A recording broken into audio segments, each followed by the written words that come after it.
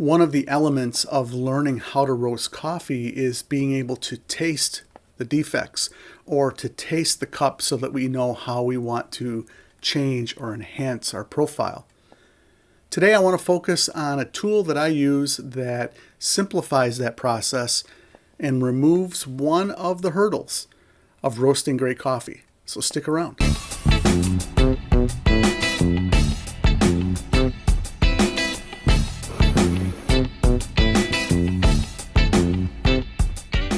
All right, thanks for joining me today and welcome to the Virtual Coffee Lab. I want to share with you today why I think the Clever Dripper brewing device is probably one of the greatest tools a home coffee roaster can use to help eliminate the different variables that create issues in our ability to know whether we've roasted good coffee or not and to discern how we want to improve our roast. When we take the variable of the brew method out, then we get one step closer to getting it right when it comes to our roasting. I've had this problem in the past, and I've talked with so many people that are getting frustrated because they're trying so many different things and they just can't seem to get their roasts figured out. And a lot of times it comes down to the brew method. They're using a V60 or they've got some other brew method that they're using that takes a little finesse, that is not very forgiving. And that's one of the reasons why I like the Clever Dripper so much. It's really forgiving. This Clever Dripper device, and let me show you what this looks like in case you haven't seen it. It is not a pour-over system. It is an immersion system. It works with a plunger. Looking at this video, you can see there's a silicone plunger device that is at the bottom of the funnel that traps the water and allows the grounds to be submerged, immersed. It doesn't involve any sort of special pouring technique that you have to be concerned about. The plunger operates when the base, the inset base of the Clever Dripper is depressed, and then the plunger pushes up and it releases the coffee into the mug or into the decanter. It's a really cool system. Even on big mugs, people have said, hey, this doesn't work on big mugs. You can kind of straddle the mug a little bit, offset the Clever Dripper, and it'll work on big mugs as well. But it's neat because you are immersing this coffee and for 3.5 minutes or so and then releasing it into your mug. It's clean, it's neat, it's easy cleanup. I've got a video on that. You can check out the actual technique that I used when I did that. I've modified it since then. Instead of pouring the grounds in and doing a bloom, I will pour the water in first, and then I will pour in the grounds and then submerge them, mix them in. And that way it seems like the water flows out really quick and I get a shorter brew time and I reduce the overextended brew time where it can cause some bitterness.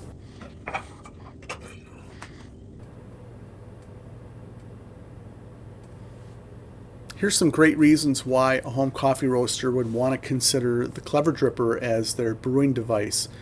And that is that it's consistent. You can easily have a consistent cup of coffee coming from this device because it's very forgiving. Because it's an immersion brewer, it is not reliant on your pour-over technique. It's not reliant on a bloom because the grounds are being completely submersed. Kind of like a French press. It's the same type of thing. That's an immersion technique as well. So if you have inconsistent grind size with your grinder, let's just say you're not spending $500 or more on a grinder, this is a more forgiving system. It's a matter of, am I going to put the water in first or am I going to put the grounds in first? Do I want to allow a bloom or do I just want to pour the water in?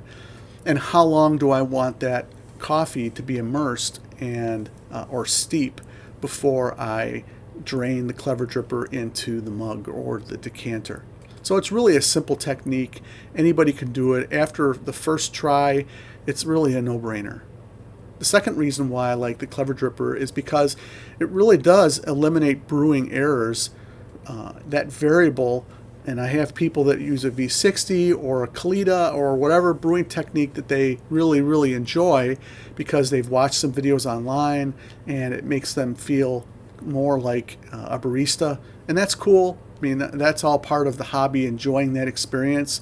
But when you're trying to figure out your coffee and you're trying to figure out the flaws of your roast, then sometimes it's great to use an immersion brewing system like the French press or the clever dripper. The coffee, rather than being a pour over and having the water flow through the bed while you're pouring, there's timing that's involved. There's how much water to pour at each interval, the frequency, how long you're going to spend pouring that water during this whole process. Those are variables. Plus, there's the whole grind size thing too, that if you don't get it exactly right, you're going to have some inconsistencies and you can have some brewing defects that will potentially confuse you, thinking that it's possibly your roast. It could be your roast, but you're using this brewing method to help reduce the potential of that. So for that reason in itself, it's a great option. I've had several people reach out to me and say, my coffee seems like it always tastes the same, or I always have these certain notes, a woody note or a lemon note. And a lot of times it comes down to the grinder and or the brewing technique, and by using this clever dripper immersion system, then you have almost eliminated that factor. I also like the clever dripper because it uses a standard number 4 filter. It's not like I'm going to have a bunch of silt that affects the coffee like in a French press, and some people like that. That's good if you want to continue with that.